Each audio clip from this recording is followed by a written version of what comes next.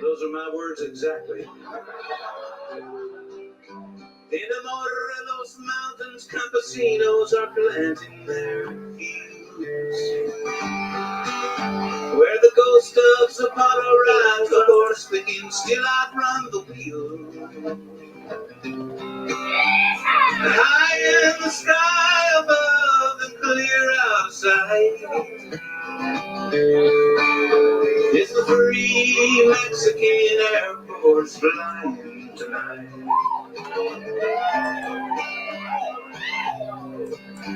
Well, there in Kentucky, a cowgirl is cooling her heels, remembering that God gave us herbs and the fruits of the field. But a criminal law that makes outlaws of those seeking light make the free Mexican Air Force Mescalito riding his white horse. The free Mexican Air Force is flying tonight, flying so high.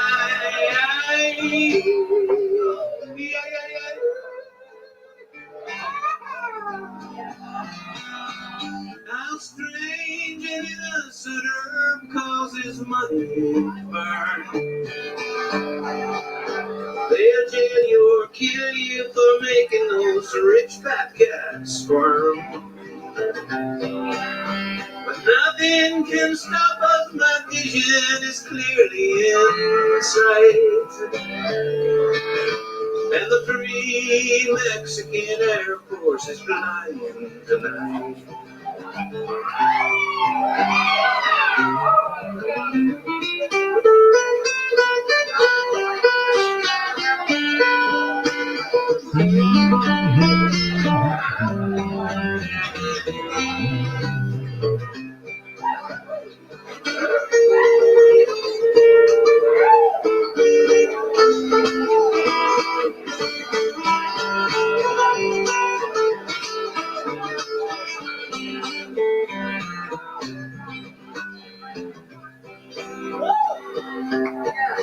While we smoking colitas, federales are loading their guns,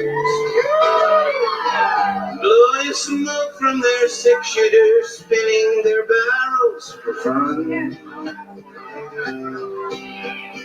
Contrabandistas, banditos of light,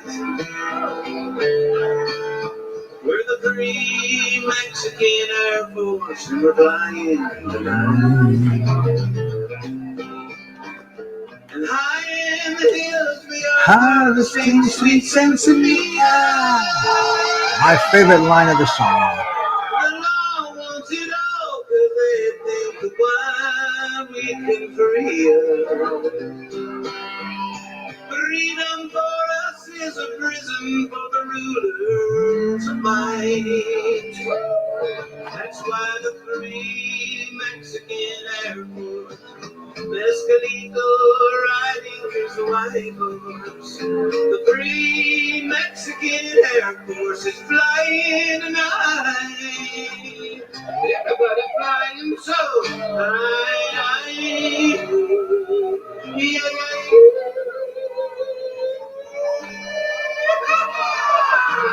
Flying tonight.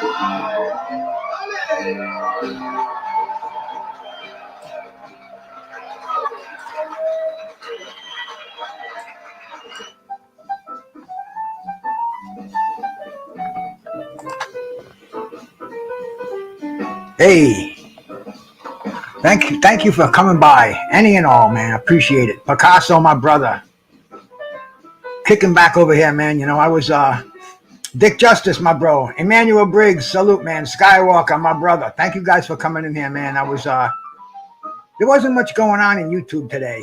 I didn't see too much this evening, and I said, you know, been a lot of talk about the Hall of Fame, and I don't think a lot of people really know what the Hall of Fame is, or how many Hall of Fames there are, or who's allowed in the Hall of Fame, or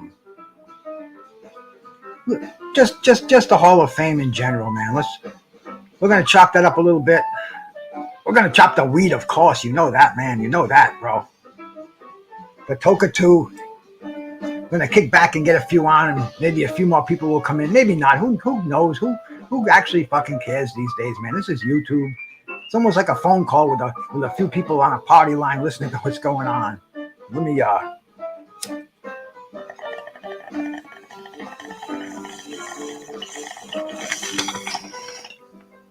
get the head in the right frame of mind here. Show you the bud that I'm playing with right now. A little bud of that do-si-do.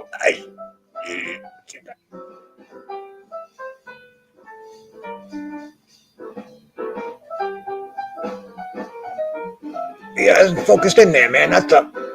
See, put your hand behind it, and all of a sudden, what's up with this camera, man? Anyway, nice little nug here. Jeff Lucietta, my bro. Salute, my man. Thank you for coming by, bro. Appreciate anybody coming in here, man. I know it sounds cliche, but please hit that likes button. Please subscribe to my channel if you haven't already. And I know everybody in here has. I appreciate that a lot, man. I really do. You know, creeping along one sub at a time. I look at it every day. I think I'm up to 617 right now. I can look on my other screen here, but now I can't because I got it a little bigger. But anyway, man, I appreciate you falling in here tonight. I appreciate that. Big blunts, bro. Salute to you, man. Salute, bro. I see you around a lot, man. I thank you for subbing to me. Thrill Hill, man. Salute, my brother. Oscar, what's happening, brother?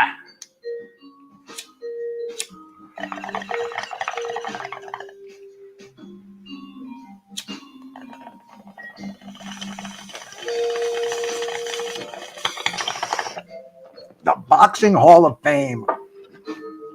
Nice hit there. You know, I smoke the weed, and I love to talk boxing. And you know, I was setting this up. Very little story I'll throw in. You know me, man. I'm always throwing these little stories in here. But I was digging on World Combat Sports. My brother Scotty, he was doing his thing, and I was listening to that, and I'm trying to set my own show up, and you know how you guys do YouTube, man. You know, you do StreamYard. You go into your studio, you press enter studio, and blah blah blah blah blah. And anyway, I pressed enter studio, and next thing I knew, I heard, "Hey, OG, what's happening, man? Glad to see you here. You've never been on my show before." Eh? And I'm like, "Oh shit, what did I do?" But you know, I talked to Scotty for a little bit, and I told him what I was doing, and I told him I was going to do a little Hall of Fame talk over here, man. You know, maybe educate myself, maybe you know, maybe let some of my brothers know a little bit about the Hall of Fame. Reggie Owens, man, thank you, bro. Thank you so much for coming by, bro. I appreciate it, man. You know, Reggie Owens, a great channel, man. I listen to Reggie almost every night, man. He makes me laugh. Sometimes I don't even comment because I'm in bed, and my TV blew out. We had a lightning storm not long ago, and my TV doesn't work anymore, so I bring my laptop in at night and I watch. You know, I have to have something to fall asleep to. My wife's snoring it doesn't do it, so I need some. I need like media to be talking, and I listen to Reggie, and I fucking laugh so hard sometimes, man. But anyway, man, do yourself a favor and go sub to my brother Reggie Owens out there. Big Blunt Boxing. He's got a channel he's starting up, man. Go give him a sub, man. And anybody in here. Everybody in here, man, please. That's how we help each other out by subbing and you know, come on, we try to put something useful out here. We enjoy it, and you know, it's all about entertainment, making people laugh, making me laugh, man. Because this is what I'm here for. Mick Smith, salute, my brother, the pothead extraordinaire. Yeah, well, I can't deny that, man. I can't deny that one bit. You know, I've said it many times. Excuse me. It's the only mind-altering substance that I put my hands on. You know, I haven't had a drink in well over 20 years. I haven't taken, you know, I've had, man, I've gone head to head with almost every drug you can imagine. And fortunately, with the grace of God, I've come out on top. And the only one I fuck with is the weed. You know, I mean, I had that little headache today, something I very very seldom get, and I was gonna go pop an Advil, and I said, I'm not gonna do it. I drank a glass of water, because man, I'm always telling you cats, water, water, water. I drink. That's another weird thing about me. That's all I do is drink water. Carlos Mendoza. I don't drink Coca-Cola. I don't drink caffeine. I don't drink alcohol. I drink water, man. I mix it with some protein powder in the morning, and then throughout the day, water. That's the only beverage that I consume. But anyway, man, instead of taking that Advil, I drank a 16 ounces of water, and I smoked a joint, and I didn't even think about it again. The headache was gone. There can't be a hair in my eye, in front of my face there. But the headache was gone. So once again, water to the rescue. Probably a little dehydrated. What's one of the most hydrated organs in your body? Your brain. Where is it in your head? If it's off a little bit, you're gonna get a headache. It doesn't take rocket scientists, because believe me, I ain't no fucking rocket scientist. Teach, salute, brother. Carlos, my man. What do we think about the passing of the Queen? I mean, she was a monarch. People are joking about it, this and that. 94 years old, I believe. And man, that's a good life. I'd love to make 94 years old. HLD, brother. Thank you for coming by, man. Peace. Shit, man. 90 years old, 94 years old. That's Don King and Bob Arum territory. I still got fucking a little more than 20 years to go anyway, if I'm going to hit that spot. But hey, you don't knock them too much when you're on this side of the fucking of the 60 line. So the Queen, everybody's pissed because now they're going to cancel the women's boxing card. I'm just 96 years old. Thank you, my brother. 96. That's turn that around and be 69. But they're gonna. I was going through on my phone when I see. I heard that they're assembling the family. The Queen was very ill, and I had this thought in my head. I said, I bet she died, and they're not gonna release that until they get the family together. And I think that's what happened. I think she died a little earlier than we were told, and I understand it's postponed. When I read on Twitter, it was a British newspaper. And it said for 9 days after the fact. And this was planned. This isn't like it shook them. It's out of the blue. This was plan A. This is how we're going to honor the Queen. I'm sure they got all the processions, man. You're going to see the horse-drawn carriages and leaders of all the other world countries there, the civilized countries. I mean, she was queen since 1954. That's the year that old Bruce Gass was born, bro. That's 68 years ago. So anyway, man, we're gonna lose that women's card and women's boxing. Anton Richardson, salute, brother. I'm not a fan of women's boxing. I try to be, and these are the fights that excite me. I was ready for these two fights. 52, Carlos, you're on the case, my brother.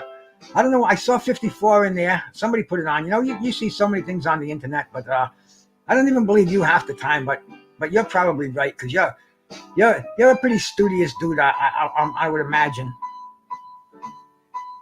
But man, a lot of years running that country, or whatever the figurehead did. What did they call that? That was was it the Renaissance period?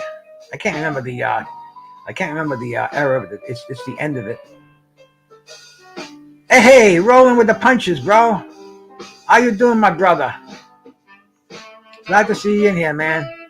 All right, man. Let me get back to my original subject here. The weed. No. Well, the weed, of course, bro. The weed. I love smoking weed, man. I took a walk this morning. I had a couple of joints in my pocket, and it's funny because I was gonna smoke them with somebody who lives down the street. So I brought two with me. This is not the pass the blunt day. This is one for you, one for me, and I felt kind of good. And anyway, man. My phone rang. My phone rang twice today when I was out there. When I was out there doing my walk with the dog. Anyway, man, the second one, that was my buddy Big Duke. Told me we're not going to do a show tomorrow night. He's got some business commitments. He's getting involved with a nutritional company, sponsorships and all that, man.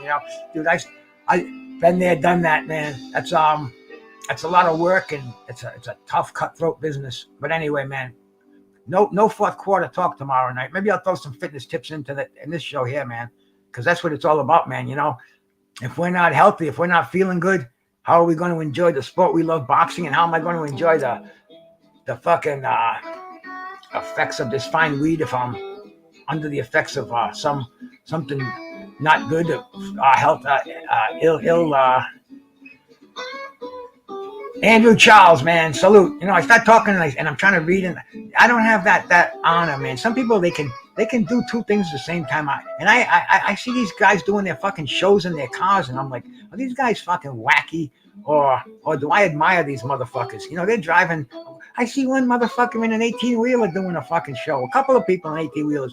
Mr. Gumbo. Speaking of 18-wheelers, bro, there's a cat who'll probably do a fucking show on the fucking road, man. Look out, bro. You're driving a goddamn atom bomb down the road. But yeah, man, I have a hard time doing it sitting on my fucking living room couch, keeping track of people that are chatting and, making sure the music is on, and then having my cheat notes here, because we're gonna talk about the Hall of Fames if I ever get around to it. It's only been 15 minutes, so I mean shit, My brother, Mr. Gumbo, glad to see you in here, my man. Did I just see Derek Bailey? Yeah, bro. Salute Derek Bailey, man. I'm glad to see all you cats come in here tonight. It humbles me. It really does, bro. Shit, man. I come on here and I see one person, and I kind of that's the way it's gonna be, man. That's the way it's gonna be, because this is so much fun. But when I see 17 people in here right now, man, dude, that's humbling, and I appreciate that. And I'm gonna try to entertain you, educate you, and have a good time while I'm doing it, man. So.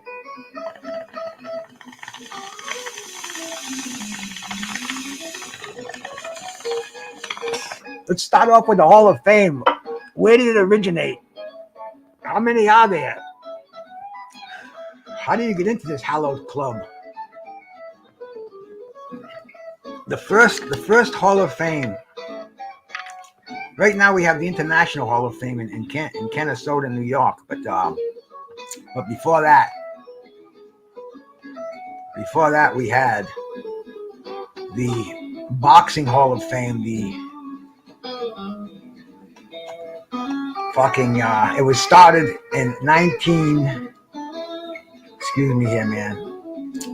It was started in Ring Magazine, started in 1954. That's where I got 1954, the year I was born. And it was started in Madison Square Garden. And it was basically an annex, a lot of posters on the wall, things like that. And that was a staple. If you went to a fight at Madison Square Garden and you wanted to see the Ring Magazine Hall of Fame, I don't even know if they charged to see it. I don't know what the situation was. I never caught wind of it. Xavier the boxing nerd, salute, bro. But that was disbanded in 1987.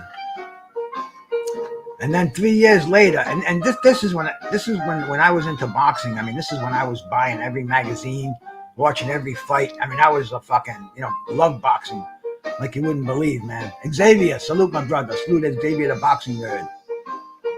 Shout out to you. Shout out to that young fountain of knowledge over there. Knows his boxing.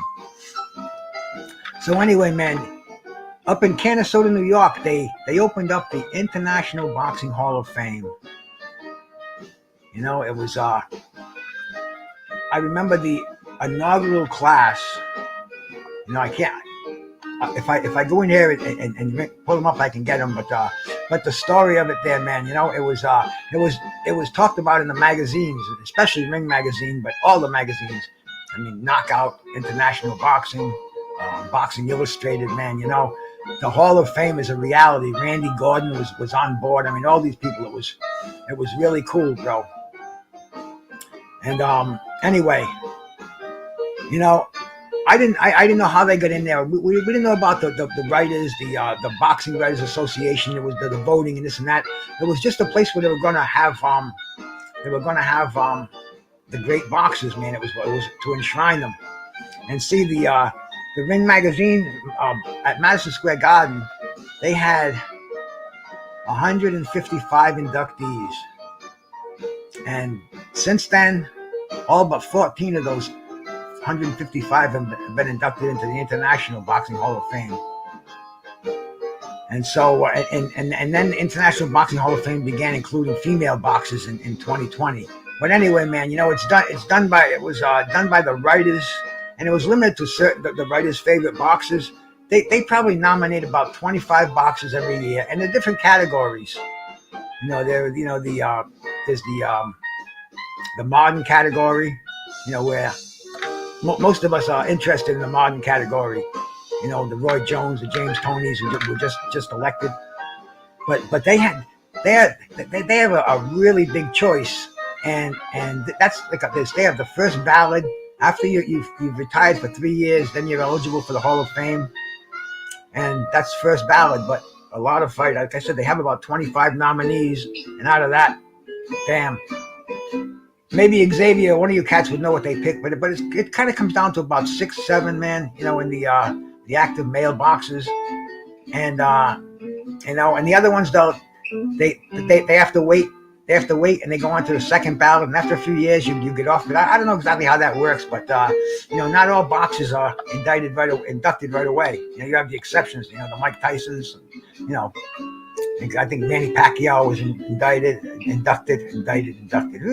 Indicted. Yeah, we're there, bro. But anyway, man, it was a thing where they had you could have breakfast with the champions. They had a golf tournament. They had the dinner, and it wasn't huge. Where now I don't know if they even have these things anymore. Memphis Freestyle, salute my brother, salute, man.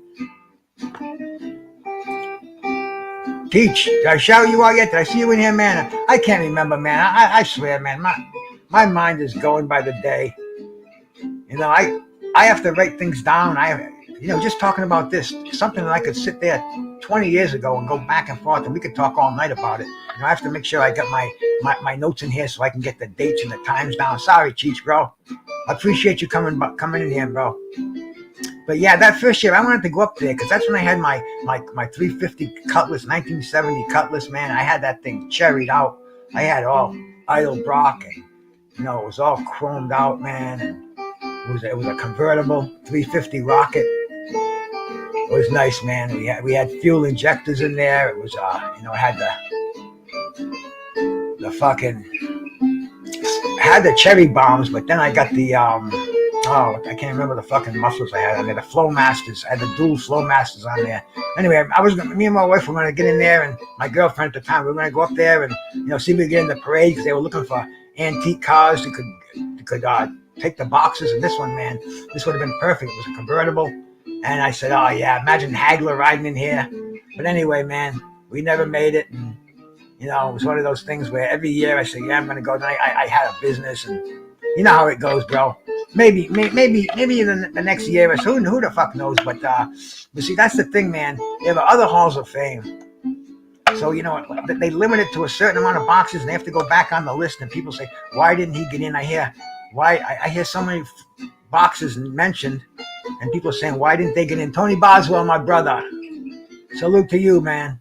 D-Ray. Shout out to my brother D-Ray, man.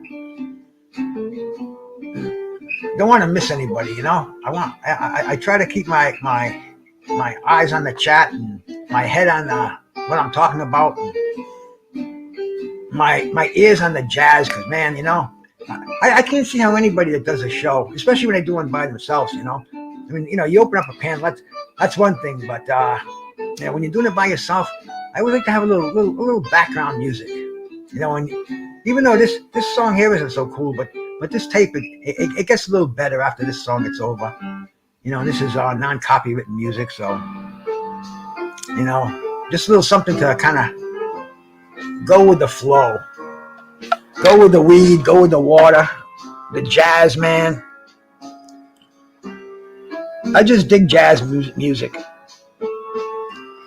Many other kinds of music too, bro. Many other kinds. This isn't something I would listen to. This is just something I like to talk over, though. If it's too good, then I wouldn't want to be talking over it.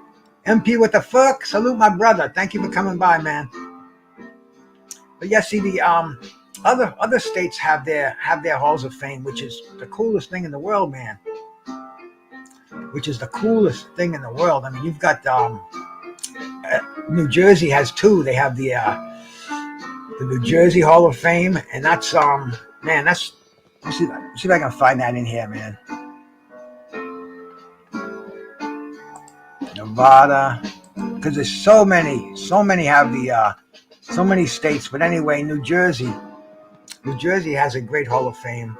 Ray McNeil, that's the dude I was thinking of. I was on a show with him a while back. Major Key had him on, and Major Key's a cool guy, bro. He invites me on his shows when he has guys like James Toney and Jerry Cooney and Iran Barkley, and just so much fun. And that's why I get into this, man. I get into speaking to the boxers, and I met several on here. Had him on my show here, and shout out to Major Key. But anyway, we had Ray McNeil on there, and I'd never heard of Ray McNeil. He said, "Oh, come on, check out Ray McNeil." And anyway, I Googled him and I saw he started the New Jersey Hall of Fame, and I was talked to him on there. He started it out of his living room with his own money. I think he might have had somebody to help him with it, but didn't even have a permanent. I don't even know if they have a permanent home right now. But they go to hotels. They have their conventions every year, and he wants to get a permanent facility for it, so they can really get their they can get the merchandise. What's the word I'm looking for here? The artifacts, in a museum, in a Hall of Fame. The trunks, the shoes, the gloves, the pictures, the posters, put it in a wall. But see, Carlos, I don't agree with that. I don't think the International Boxing Hall of Fame is the only one that counts. Maybe that's like the Vatican, but you can get saved at the churches in your community, bro. You know what I'm saying, man? Like the Florida Hall of Fame, the Philadelphia Hall of Fame, man. They just had it. It was a month or two ago. It was in July, at the end of July. And they had Michael Spinks was there. Michael Moore was inducted. Just so many of them, man. So many cool people where, they just can't have the, they can't have the, have them all in Canastota, New York. So it's good to have these smaller ones. Demetrius Bright, bro. Salute, my man. This way these boxers would never get into the International Hall of Fame. They can get some recognition, because that's what it's all about. It's all about remembering these guys and having a dinner in their honor. You know how good that feels.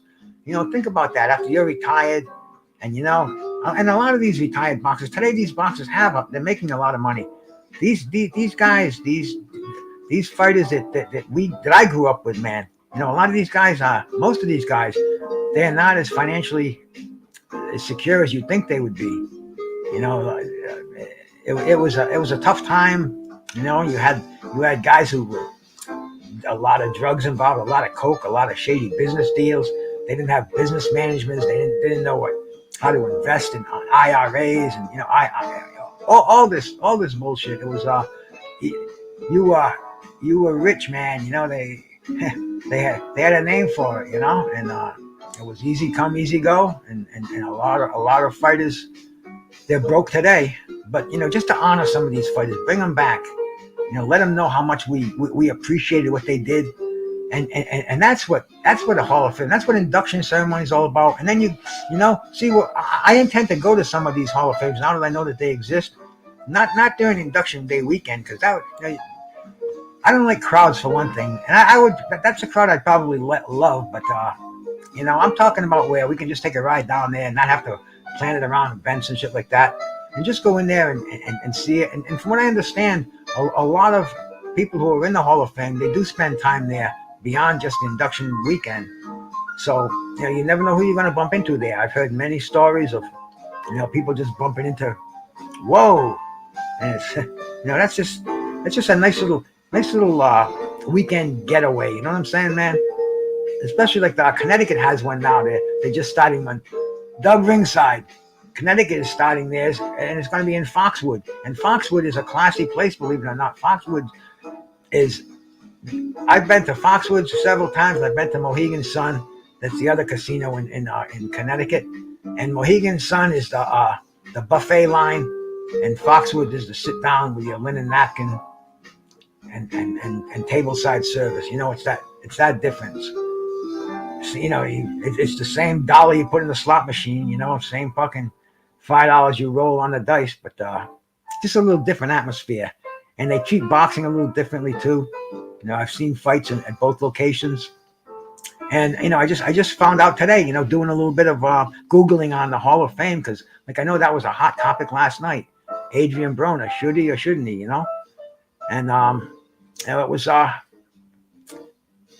crazy debate, first of all, because, you know, it's all subjective. If you think he should be there, man, you know, then maybe you should write to the Boxing Writers Association and express your desires, and, you know, maybe they'll come back and listen to you if they think you have any brains in your head, and you know, otherwise it's a dice roll, bro. It's nice to see it in Foxwoods, because that's the way it is. But with these smaller casinos, like the Las Vegas casino, man, the one in Nevada, which is a very awesome. I saw a lot about it on the internet last weekend, whenever they had the induction. But it was they were all there, man. They were all there to check it out. Let me pull up the Nevada over here, man. See what we can get. See if we can get the. All right, yeah. This is It opened up in 2014 was the initial. 2013 was the initial inductee class. And let's see who they inducted. They have a class for Nevada residents, which is cool, bro. You know, like I said, man, state-run Hall of Fames. That's so cool. I think they should have state-run titles too. You know, that's what they did in the old days, and that's how we got the best of the New York State champion went and fought the fucking California State champion. I don't know, man. You know, we got so many titles in there right now. So that's a whole nother subject. But anyway, man, the Nevada Hall of Fame, which is in Las Vegas, and it's in one of the hotels too, I believe, unless they've gotten their permanent thing. But the first class, man, the three Nevada residents, Diego Corrales, Mike McCallum, and Mike Tyson. I think McCallum and Tyson are in the International Boxing Hall of Fame. I know Tyson is, and I'm pretty sure McCallum is. If not, there we go again. He should be. See, that's almost cheapening the Nevada Hall of Fame. And then the non-resident boxes, which is, you know, you can't argue with this induction with this debut class here, man. Julio Cesar Chavez, Larry Holmes, Oscar De La Hoya, and Sugar Ray Leonard. Then they loaded it up with the non-boxer inductees. I mean, they got Bob Arum, Al Bernstein, Joe Cortez, Royce Fuhrer, I don't know him, Eddie Futch, Kirk Arian, Don King, Mills Lane, James Navy, Mark Ratner, Freddie Roach, and Sig Rocking. But anyway, man, this is the Hall of Fame. JC, bro, salute to you. And Pearl Central, bro. Shout out my brother.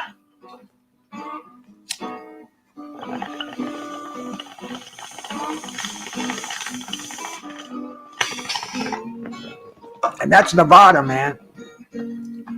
That was their first class.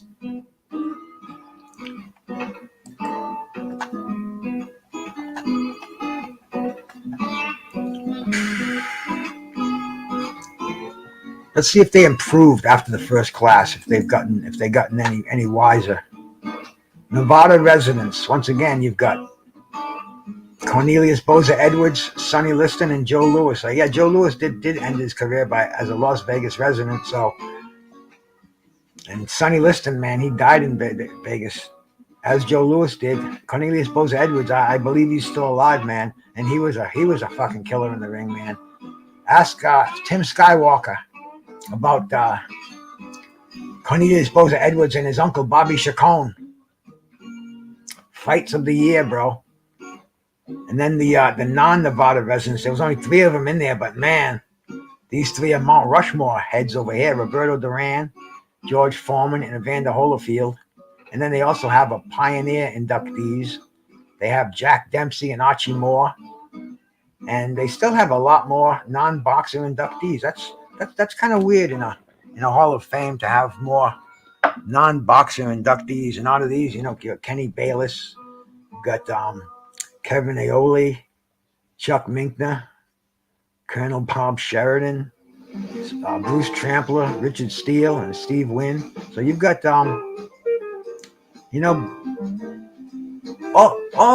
my point is all these Hall of Fames, they're all cool in their own way. Mark Young, bro, salute to you, bro. I don't know, man. You keep asking that, man. Maybe you'll get an answer, but I don't think any of these fighters are scared to fight anyone. But the game of boxing is so muddled up right now. There's so many millions of reasons why these guys can't get together. But the Hall of Fame, hey, that's when we get away from this, because after today, boxing's gonna be boring this weekend. What's going on, man? This is gonna be a Saturday night with no boxing happening, bro.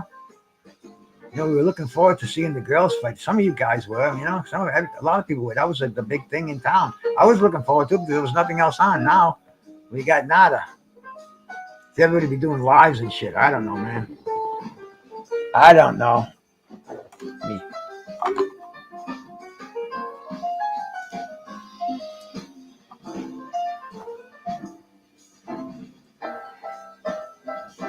But the one in the Hall of Fame, the Canastota, New York. That's kind of like the Vatican, like Carlos was saying. The other ones, they're awesome places, man. And I want to go to some of these smaller ones. But the original, the big boy up in Canastota. I went to one. I went to the Baseball Hall of Fame when I was too young to even remember much about it. And my mom was a big baseball fan. And this was up in Cooperstown, New York.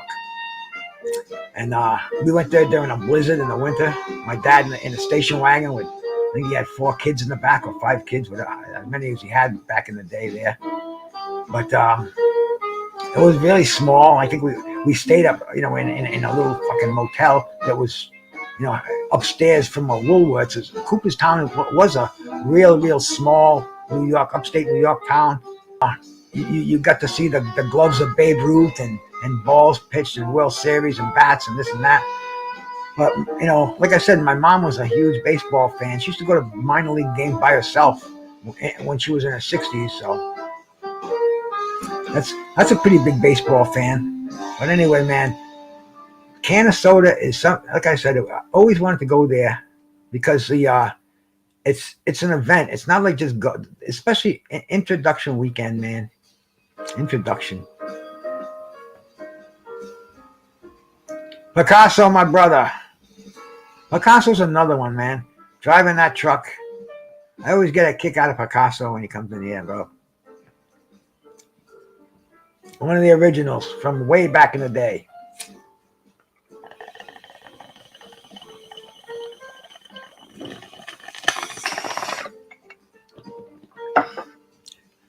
But yeah, I mean, who do you guys think should be current boxers today who are, we see him, everybody say, oh, he's a show-in for the Hall of Fame, show-in first ballot Hall of Famer. It took Roy Jones how many years? James Toney. And these are the countless boxers who didn't make it, who have to be second, third, fourth ballot. And I don't know if it's like baseball, if they take you off the ballot eventually. And who's the trainer, man? Everybody, oh damn, right?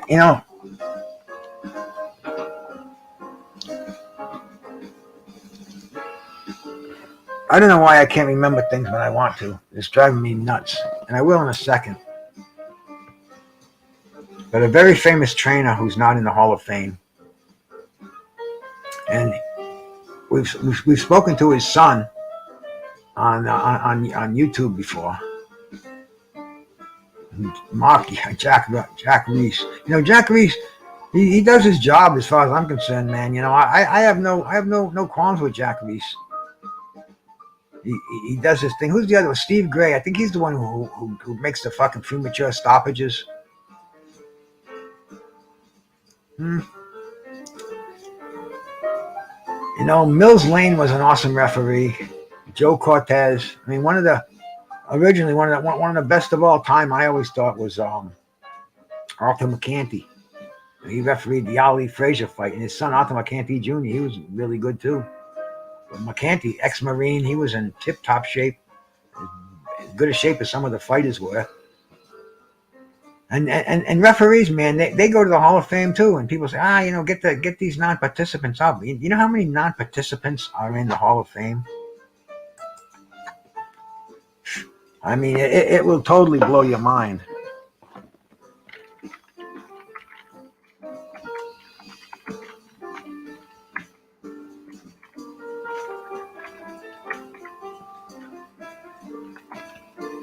Non-participant.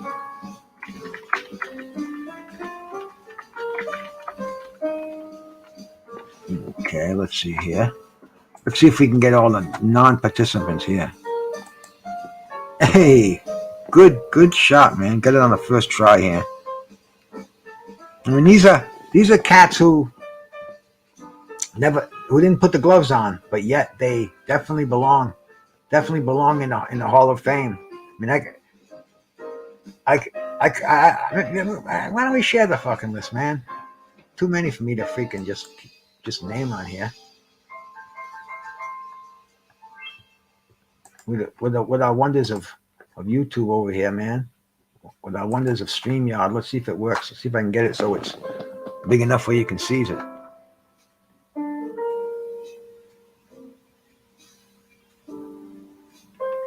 There we go. Well, I mean, we can go down this list, man. Custom Auto.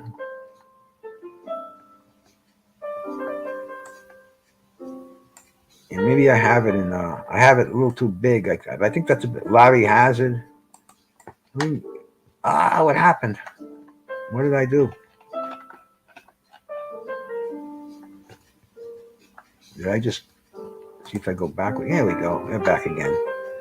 Well, we got Bob Arum. He's in the Hall of Fame. Ray Arcel. Georgie Benton. Freddie Brown. I mean, just so many. Don Shargan. Gil Clancy. Joe Cortez. Custom Auto. Lou DiBella. Mickey Duff, Angelo Dundee, his brother Chris Dundee, Don Dunphy, dude. I mean, Kathy Duva, Lou Duva. It's just amazing. We go down this list and look at some of these greats on here. Non-participants: Charlie Goldman, Ruby Goldstein, Bob Goodman, Dr. Margaret Goodman. We know who she is, right, guys? I mean, it's pretty impressive to have. Larry Hazard, Chuck Hull, Jimmy Jacobs, Mike Jacobs, Don King, of course, Mills Lane, Harold Letterman. I mean, it's an amazing thing, this Hall of Fame. You know, this is what boxers strive for. I don't know if they strive for it today. Yeah, Chuck Hull's in there, Mark. Yes, sir, bro. Chuck Hull is in the Hall of Fame. It's a big thing. It is. I guess it's what every fighter should strive for. You know, because I mean, you know, you go for the bucks, and these guys today, like I said, man, you know, we can't. They can't just fight when they want to fight because they've signed guaranteed contracts. And so if they want that $1 million, you know how much $1 million is, man? You know,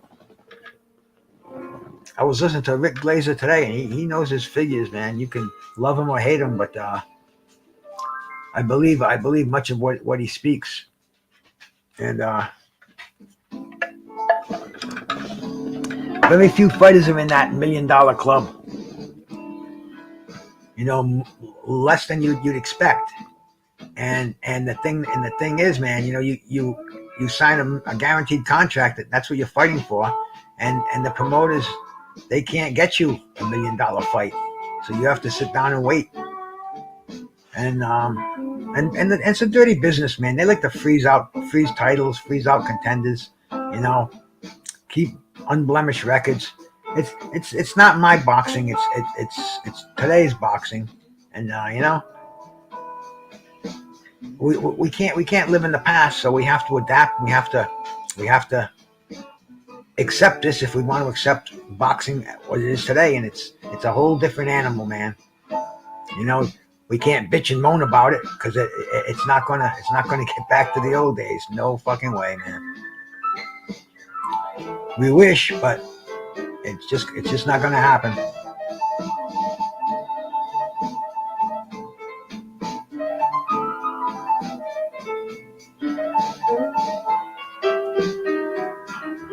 Antone, I don't know who you're talking to, bro, but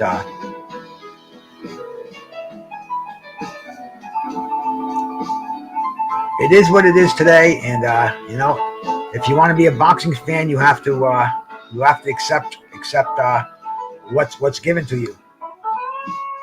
You know, I told you this pay-per-view nonsense doesn't even apply to me because I certainly know I certainly I certainly know how to get around that, man. I mean, anybody email me. I'll email you the streams that I use, and we play the game because it's what they give us. Opinions, of course. It's all about opinions, man. That's why we're fortunate enough to have our shows up here, because we can express our own opinions, and you know, one is as valid as the other, and it's definitely not worth shouting over, bro. And this is YouTube. I'm from that school of so many shows are going on. We get sick of them, we move on. If we're digging on them, we'll stick around here, and you know, we'll talk about them. You know, we'll talk about boxing. You know, tonight just happened to be the Hall of Fames, man, because I heard a lot about it lately.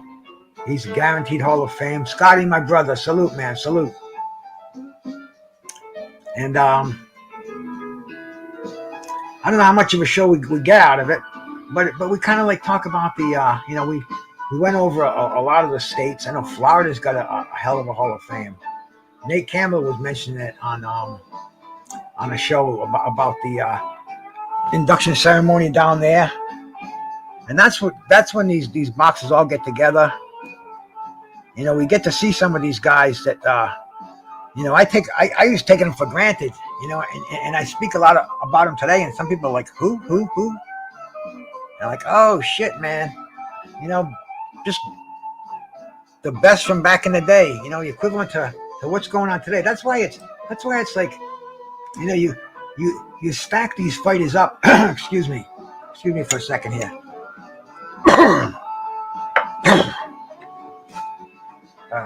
Get rid of that there. Pardon me. But you smoke a lot of these, you hack up every once in a while.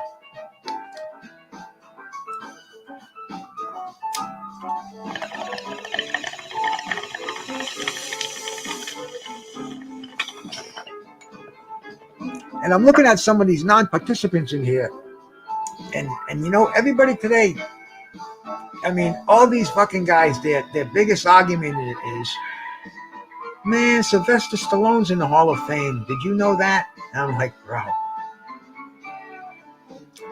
Say maybe Sylvester Stallone and 100 fighters that you've never, 100 participants that you've never heard of, that have done so much for boxing, that how could you have a Hall of Fame without Cus D'Amato in there? You know, without Ray Arcel, even without Don King and Bob Arum, bro. You should put him in. Maybe they did put him in the same year. I don't know. But this is how we honor the fighters, man. And this is what we can do. You can get a pay-per-view you can stream a pay-per-view, but you can't stream the contact of going to a boxing hall of fame and seeing these things, man. You know, you can smell the resin at the International Boxing Hall of Fame. They have the original ring that was in Madison Square Garden until I believe in the 90s. Same ring that Ali and Frazier fought. Hell, the same ring that Bruno Sammartino and Killer Kowalski fought on. You know, this was for wrestling and for boxing, and I read what Bruno complained about it. It didn't have the give of a movable wrestling mat. It was there all the time, and he used to, he hated his back got torn, got knocked out of shape in there, and the knees and everything else. But anyway, that ring is in the International Boxing Hall of Fame, and you know, imagine just smelling that fucking thing, man. You know, just tapping that ring, grabbing those ropes, and these are the ropes that Muhammad Ali and Joe Frazier walked through on that fucking killer night, man, the fight of the century. But I mean, it's definitely a destination, and you know, I'm gonna try to do it, man. You know, I'm gonna try to now that I guess the pandemic is quelled a little bit. You know, things are opening up. I mean, you know, because believe me, I took it serious, man.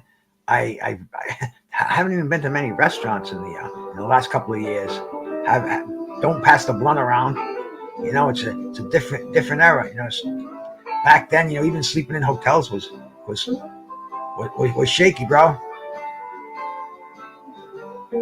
Easy to troll people anywhere. I could have them out here. Who the fuck knows? Who the fuck cares? Carlos Mendoza. You know, it's easy to troll anywhere, bro. Almond Brown, my sister. Salute to you, man. Any of you cats out there, please drop your link if you have a channel. I know Almond Brown does. We go over there, we give him a sub, we give him support. That's what it's all about, is, you know, trying to get our numbers up out here. And you know, I found one thing about YouTube, man. You know, there's no privacy on YouTube. You got to remember that. So everything we do, we have to remember, ain't no taking it back. You can delete the stream, but somebody heard it. Somebody's got it somewhere, and you know, so you know, be yourself. And if you're not, if you're an asshole, and don't be fucking putting it out on here, man, because it's gonna come back at you. It's gonna be more headaches than you want, unless that's the kind of headaches that you do want. Because you know, obviously there's some cats out there that want that, but you know, I'm finding a lot of people butt in skis. But hey, man, that's YouTube. You can go say anything you want to anybody anywhere, but then you got to remember, you can't unring that bell. So anything you say out there, you know, it will be held against you. You know, so you know, my thing is, bro, be nice. You're never gonna see me hostile on here. I don't care if somebody tells me I'm a piece of shit, I'm a liar, I'm full of shit, I'm fuck, blah, blah, blah. The Serenity Prayer. How did that go, man? I so far back in recovery. Grant me the serenity to accept the things that I cannot change, the courage to change the things I can, and the wisdom to know the difference. And the bottom line, the wisdom to know the difference. Because this don't mean shit out here, man. So just have the wisdom. Have the wisdom to fucking know the difference. And accept what you cannot change, because you cannot change what people say, do, print. I mean, I saw some dude out there, Bruce Gass loves BBC, and some other fucking jerk pigeon had him fucking wrenched in there, and they thought they were funny, and it's like, yeah, you know, it actually was kind of funny. I can't say I wasn't entertained as a motherfucker, but you got to remember, this is what happens out here. Yeah, Mark Young, bro, that was I'm pretty sure it's somewhere in my kitchen, buried amongst the many prayers we have. But that's one that we used to say that before the NA meetings I used to go to way back in the fucking 80s. And you know, it was kind of like a nice little fucking wasn't the cure for me, man, but it did get me with some cool people, some sober people for a little while. But then I went back on the pills after that. But But it was nice, and the reasoning behind it's cool. Some of the people weren't, but hey, it was part of recovery, man. Recovery's a funky thing, and it's definitely not a one size fits all. It's not a cookie cutter thing, bro. You've got to find your own path to sobriety. Man, I tell some of these cats I'm smoking weed now. Oh, the devil, marijuana, because the actual the AA and NA, it's no mind altering substances, even marijuana. They put that right in the bylaws of Narcotics Anonymous in the 12-step program. But anyway, man, see, that's not for me. I enjoy weed. And when I was sober, I enjoyed an occasional drink, and whatever it may be, man. I was always an abuser of everything, but that's all in the past.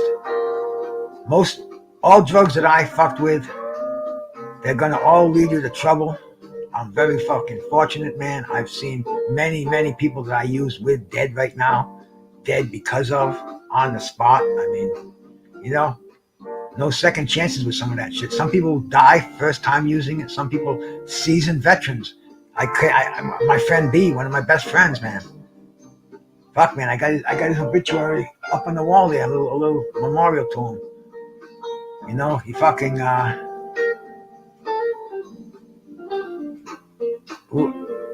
nothing you can do with an addict is doing it. You can't say don't do it. You can't say don't do it. And I was taking pills at the same time, so I couldn't say it. And see, pills are what created the heroin epidemic, big time, in my opinion. The opiate epidemic, because back in the day, the OxyContin, that was considered. When the doctor prescribed that to me, he said, "You will not get addicted to this drug." So I told him why. I said, I had a problem with Percocets in the past. He said, "You will not get addicted to this drug." I said, "Really?" I knew after the second time I did it, if I didn't have it, you could get very addicted to it. It just had a time release to it, which we found how to get around that by crushing it. And anyway, man, everybody was getting these pills from the doctor. And there were pill mills in Florida. People had them by the hundreds, by the thousands.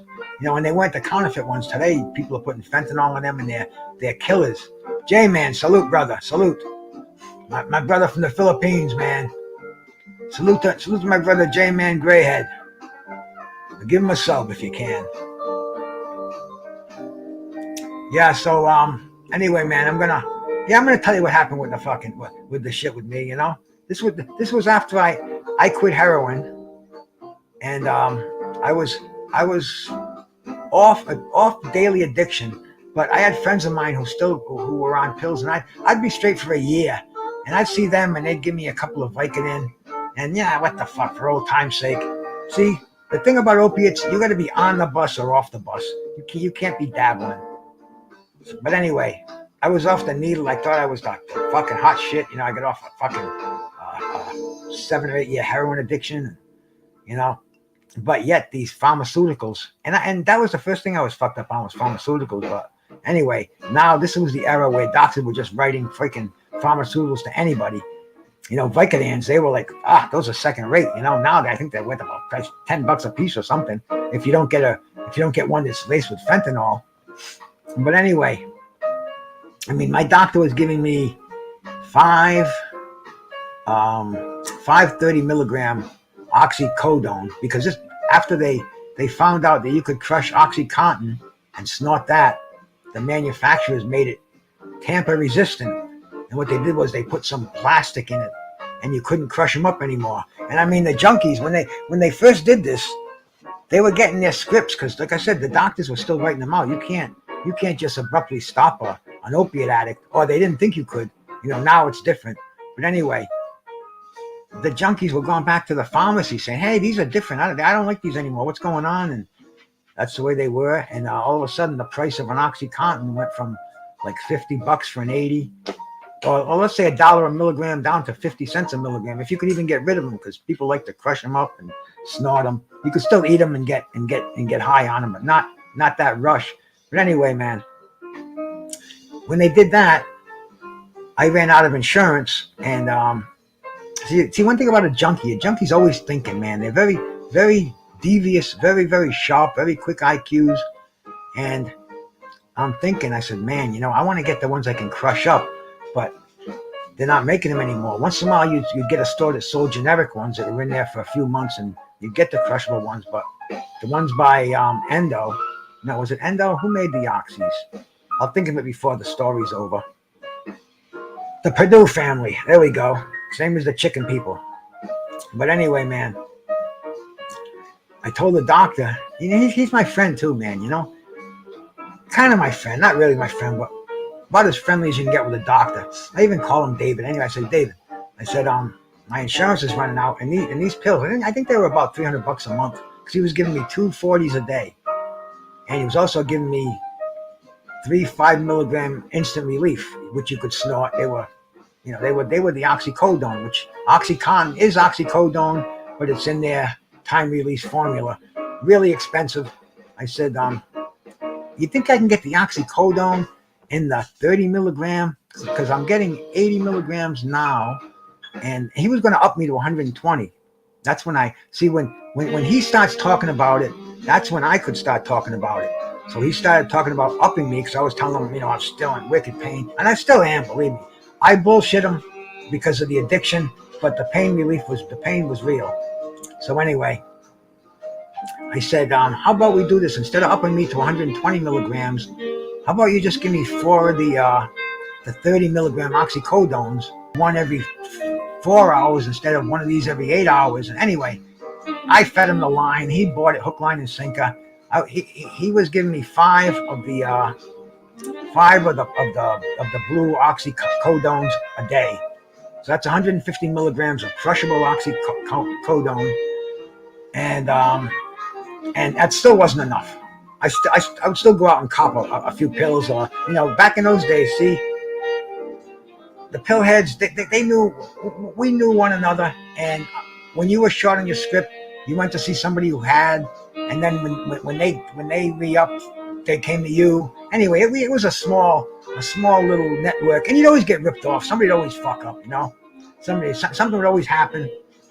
But anyway, that was tough. That was tough to get off. That was the hardest fucking thing. And it got to it was just, I said, man, what am I going to do? And my buddy, and which I want to do, I really want to do something about this guy too, man. This was a friend of mine in bodybuilding. He was younger than me. His name is Jerry Ward.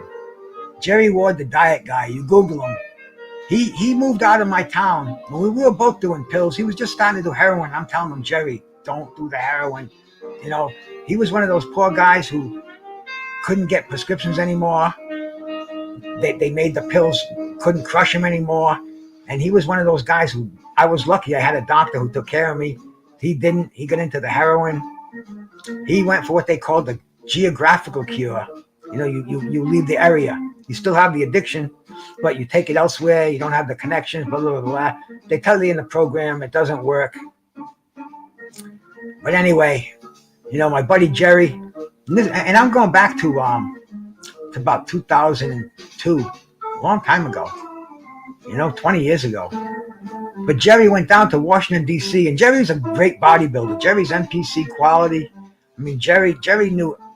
He was with me when I first got into supplements, and he had already been in the business. He was only 19 years old. I was freaking 30. No, shit, man. I was older. I was like 20 years older than he was anyway, old enough to be his father. But anyway, man, we got to be great friends, and he saw I was taking pills at the time. That was when I was I was dabbling, so to speak. And I'm not gonna say he admired me, but he kind of liked that I always that I was always happy. I was always up and up, and he. Anyway, he got into him, and he got into Nubane, all the bodybuilder shit. He was first bodybuilding, but then he got into the opiates and almost overtook him. Anyway, I haven't stayed in touch with him too much. Whenever he came to town, he'd come see me, and even did a couple of videos with me. He on his YouTube channel, he's got like 150,000 subs. I mean, this dude is big in the bodybuilding world. He knew all the pros, Jay Cutler. He knew Ronnie Coleman. I mean, We knew him back in Rhode Island, but he got to hang out with him. He was doing expos. He became a millionaire. But I went. I was thinking about him the other day because I haven't talked to him in a while, and I said, let me just Google him. I just had a weird feeling, and said fucking Jerry Ward, YouTube bodybuilder, nutritional guru, dead at 42. I'm like, what the fuck? He died last month. And and Jerry too, man. We knew addiction because I remember when he didn't he was a bouncer at a strip club. Big fucking guy. He was 270 when I met him. 5'10", 270. Fucking big. Wide as he was big. And I'm not talking fat. I'm talking big. But anyway, man, he told me, oh, I did an oxy. I didn't like it. I said, I did a half of it. I said, oh, you got the other half? He goes, yeah. I'm in the gym. I just got my fucking gym clothes on. I said, put it on my dashboard. And he did. I went out ready to go to work. A half of a fucking a 20 milligram oxy there. Nice day. Nice night at work, man. But anyway, man, poor son of a bitch, man.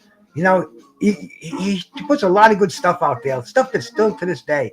His name is Jerry Ward, and he died last month, man. He had a pain in his side. He was at an expo, and I guess it was a heart attack. I never got the actual autopsy. I don't know if anybody has, but RX Muscle, all the bodybuilding channels, they all knew Jerry. Jerry was big in the industry, and when I quit, see, Jerry went down and the geographical cure worked for him. He told me about Suboxone. That's what I was trying to remember. That's how it all ties in. He said, Bruce, he says, you got to try this Suboxone. If you really want to quit, this will make you not sick. And that's the thing, man. When you're addicted to opiates, you want to quit. You want to quit when you're high, and you want to be high. And when you're high, you want to quit, But anyway.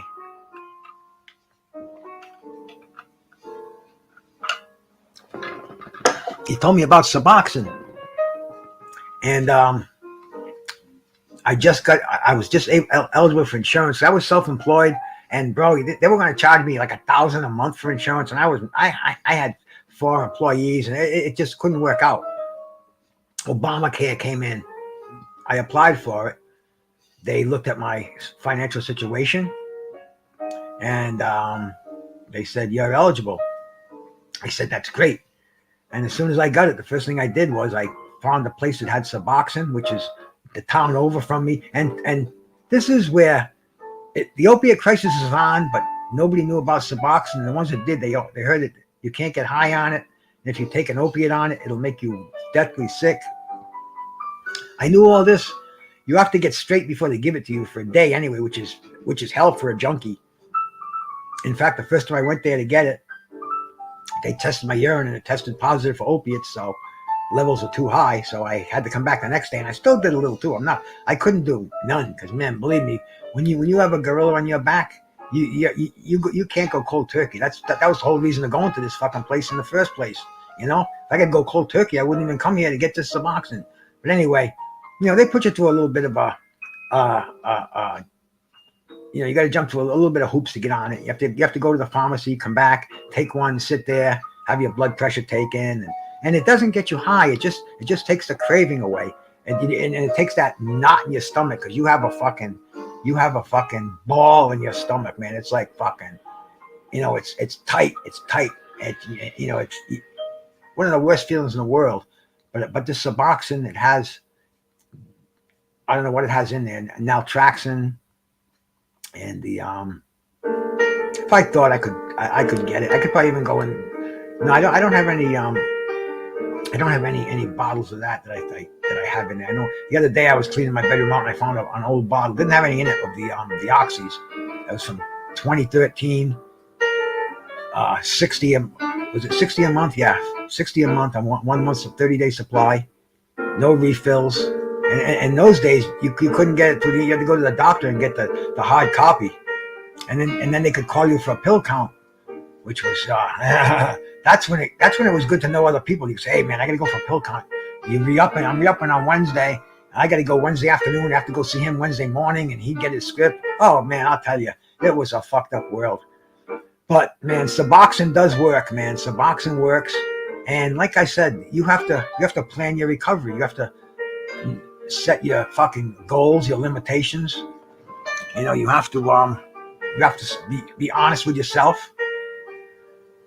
Oh, it's a weird fucking thing. I don't know how I got on this subject, but fortunately, with the grace of God, I haven't touched an opiate. I think it was I don't remember the year, man. And see, when I went to the Suboxone clinic, I was 60, so it was 7 years ago. About 7, 8 years ago. And they wanted me. The requirement was counseling, and I told them I was going to AA meetings. I didn't think I needed counseling, and I still don't. I haven't been. I didn't go to the counseling. I was talking. You go see them when you go once a month to get your prescription. They give you a urine test, blood pressure, kind of give you a mini psych hunt thing. And I said, I don't want to go out. I'm in business. I run a business. I'm working 60 hours a week. I don't have time to go to counseling. Believe me, I know I don't want to do these drugs anymore. I don't want to. Anyway, the doctor kind of believed me. Then he disappeared. Another doctor came on, and he was a jerk because I had got myself down to a quarter of a Suboxone a day. And this other doctor was cool about it. He's like, that's good. But then this other one came in. Oh, your levels are too low for Suboxone. You're supposed to be taking 230 milligram a day, whatever it was. But he didn't want to. He wanted to take me right off the program, and I wasn't ready for that because I still thought I had, I still thought I had a physical addiction. So I had never been without an opiate for years now. And anyway, he got me back on him. I weaned myself off. He gave me a 30-day supply, and I made my appointment for the next month. I got home. I started cutting them in half again. I said, oh, man, I have enough for 2 months here. If I can't get myself off in 2 months from what I've been through, then I need to check myself in. And I've never been into a rehab in my life. I've been on methadone maintenance. I've been on 2 methadone detoxes. And, had a doctor write me for all the drugs that I needed, basically. But the thing, what was I driving at here? Getting straight, man. Greatest thing in the world, man. Greatest thing in the world. And realizing, see, because I still like to escape reality after working hard, and I used to like to have a bottle of wine with dinner every night, and have a fucking 6-pack every day. But I got Hep C fucking 20 years ago, and I had to stop drinking until I got rid of that. And then the doctor said, oh yeah, you can drink again. But I said, I haven't. Why fuck around with that, man? Why bother anyway? Don't miss it. Don't crave it. Feel sorry for some of my friends who still drink, because I see them the next day. Damn, they get the hangovers, and I used to get nasty hangovers. I couldn't get off the couch. I had to postpone appointments and shit, man. There's nothing's worse than a hangover, bro. Peace, Almond Brown, man. Thanks for coming by, man. Thank you so much, sister. But yeah, bro, very, I'm thankful for every day. I did it with the grace of God. That's one thing I got out of the program, and it's one thing that I always kept, man. I kept that always. Now it's more in the forefront than it was. It was always kind of in the back. Whenever I fall back, I always say, Jesus help me and God help me. And whenever I was in my lowest of lows, and and I always survived it. But even now that I'm nowhere near lowest of low. And I thank God every day that I'm here, man. And I think this is the fruits of the field, as it says in my introductory song.